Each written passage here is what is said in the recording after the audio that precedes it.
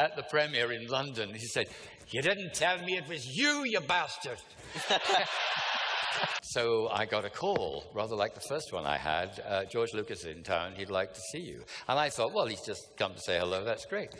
But no, it was 3 more movies. And I went in to a hotel room, and he said, I said this morning already, but it's absolutely true. He said, "What do you want to drink?" And I said, "I'll go for the water." And then he said, "You know anyone who wants to play an emperor?"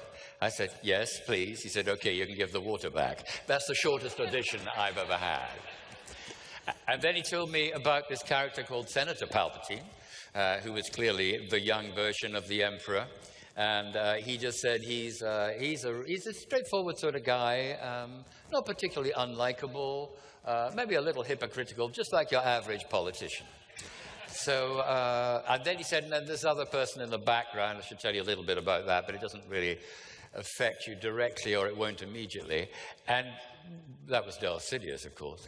And I had no idea who this person was, let alone that it would turn out to be me. And quite a few other people didn't either.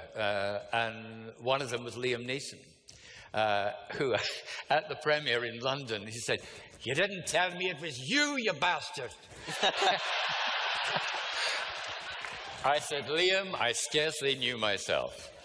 However, I was delighted that it was me to be able to play, you know, the inside horrible person and the outside apparently reasonable man.